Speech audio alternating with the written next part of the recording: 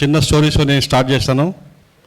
ఒక వేటగాడు ఒక చిన్న పక్షిని పట్టుకున్నాడు, సంపలేదాన్ని పట్టుకున్నాడు. అది విలువలాలు కొట్టుకుంటూ, బాబు నన్ను వదిలేసి నీకు నేను జీవితంలో నువ్వు మంచిగా ఎదిగేటువంటి ఒక ఐదు మాటలు చెప్తానంది. ఏదో వాడు మంచి మూడ్లో ఉన్నాడు, వదిలేశాడు. దాని మాట విని వదిలేశాడు. ఒక కొమ్మ మీద ఎక్కి కూర్చున్నది.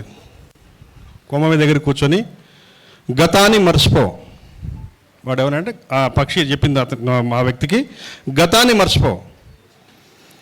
ఈ రోజులో మనం కూడా గతాన్ని గురించి మాట్లాడుతూ ఉంటాం. ఎట్లా అంటే ఈ టీడీపీ భవన్ మా తాతదండి, అది టీడీపీ భవన్ మా తాత అప్పుడు 2 లక్షలకు ఇచ్చేశాడు, అది మాదేది అంటాడు. అది మాదే.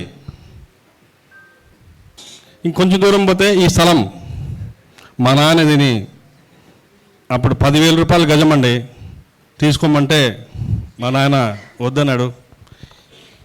ఇంకొంతమంది లేడీస్ వాళ్ళు అంటారు, నన్ను మెగాస్టార్కి అడిగారు,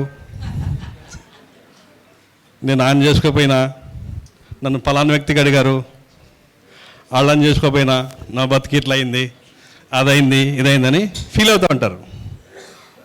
అట్లా గతాన్ని మర్చిపో అని ఆ పక్షి చెప్తే ఓకే రైట్ వెరీ గుడ్ ఆ వ్యక్తి అన్నాడు. ఓకే, ఎవరు ఏది చెప్పినా నమ్మకు. రెండో మాట అన్నది. అది ఏం చెప్పింది? ఎవరు ఏం చెప్తే అది నమ్మద్దు అన్నది.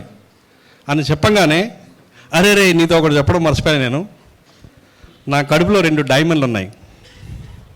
నా కడుపులో 2 డైమండ్లు ఉన్నాయి అనగానే వాడు అబ్బా దీన్ని వదిలేశాను కదా నేను, దీన్ని కోసుంటే కోసి 2 డైమండ్లు దొరుకుంటాయి కదా. అప్పుడు నా ఎవరే డాష్ డాష్ నీకు ఇప్పుడే కదా నేను ఎవడేం చెప్తే నమ్మద్దని. నేను ఇంత చిన్న పక్షిని నా కడుపులో డైమండ్ ఉన్నట్టు నమ్మి బాధపడుతున్నావు కదరా,